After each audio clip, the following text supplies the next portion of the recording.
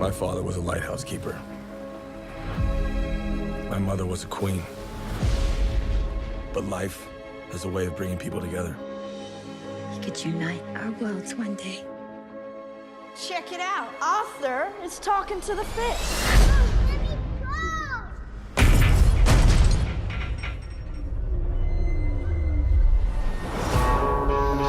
So originally I wasn't drawn to seeing Aquaman. I saw the trailer, the 5-minute trailer, and I just don't know, I just wasn't really drawn to seeing this film. A friend of mine who works here, and we spoke about this film, and we well, he said basically that he thinks it looks really good for a DC film.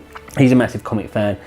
I really, you know, obviously he's gonna know the difference, but I don't know, I guess as he's a comic book fan, he probably sees the appeal more than I did, I guess. So I thought if I wasn't going to see it, I've got to go and see it the best way possible. I've got to go and see it in IMAX, I've got to go and see it in 3D. Hopefully the film will win me over then.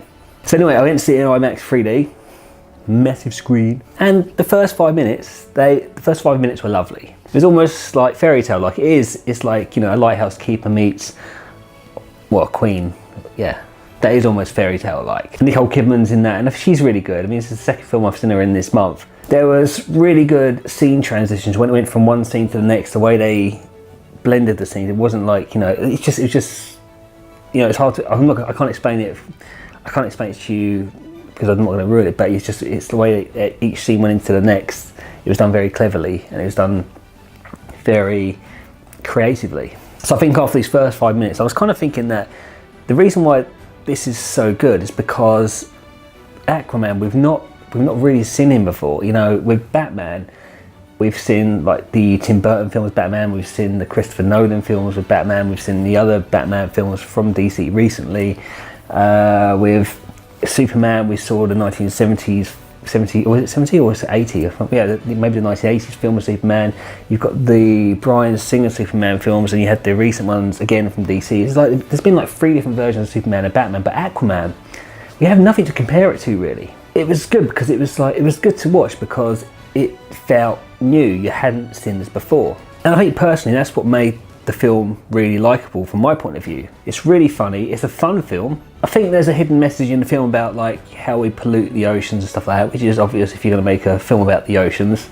I'm not really a big fan of CGI, but there was some really, really good CGI, which I think you can only get the full impact of that if you watch it on a massive screen, like an IMAX screen. When the film is set under the water, there's some really, really good like neon colours, like really vibrant colours underneath the water. It felt really 80s-y. So yeah, I think there's a lot of 80s, and I think the whole like design of the film, even the way some of the characters were designed, some like the enemy, the bad guy in the film, the way his costume is, and the way it's just all felt. It did feel really. I do think there's been a lot of 80s influence to the design of the film, and some of the music that accompanied the underwater scenes were done. They're kind of like electronic sort of 80s sort of film music to it. It felt very fantasy-like, you know, like it's fantasy films and adventure films from the 80s. It felt very much like those. Like, you know, there was some bits where it felt like Goonies. There was bits where you even watch it, felt like a bit like The Abyss, you know, the James Cameron film. It felt quite 80s when you're underwater. There was even a moment when it felt like stars in your eyes, where Aquaman walks up to this waterfall and he's just standing in front of it, and it's all streaming down in front of him, and you see the back of his head, and it just looks like he's going, "Tonight, Matthew, I'm going to be Aquaman." And then a couple of minutes later, he walks out from that waterfall dressed as Aquaman. Now, I don't know if that's just how my head works, but that's what I was thinking when I saw that moment. So I think overall, it's a good fantasy adventure film, and it felt really new for a DC film. It's not like they were trying to rebrand one of their characters, one of their comic book characters this time. This was the beginning. And it's definitely a film for everyone. I think the other DC films have been quite adulty, I think, like especially the Superman and Batman ones. But this felt like it was a completely family-friendly film. You've got Amber Heard looking really good in the film for the dads. You've got Patrick Wilson, who plays a really good bad guy when he plays bad guys. And you've got the Aquaman himself for the mums. To be honest, I think after seeing this film, I think DC are really close to catching up with Marvel now. Aquaman's not as good as Wonder Woman. I really liked Wonder Woman. I don't think it's as good as that, but I do think Aquaman's more family friendly. It's been the most family friendly of the DC films so far. And the cinema was really packed. It was the afternoon screening of the film in IMAX. So I think even from that, you can tell it's just a really highly anticipated film. It's 2.5 hours long, which surprisingly did not feel like it at all. It got about 10 minutes from the end. I was thinking, all right, it must be at least 2 hours into it by now, and literally then 2 minutes later, it ended. So the time goes really quick when you're watching it as well. And I'm actually really glad I went to see it, and I kind of wish they brought it out before Justice League.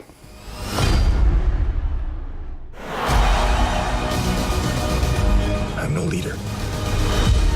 I came because I have no choice. I came to save my home and the people that I love.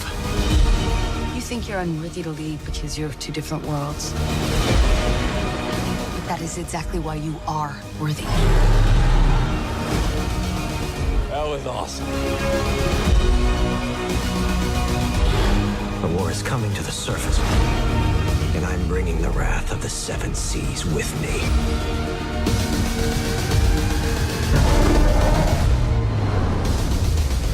We're here. What are you doing?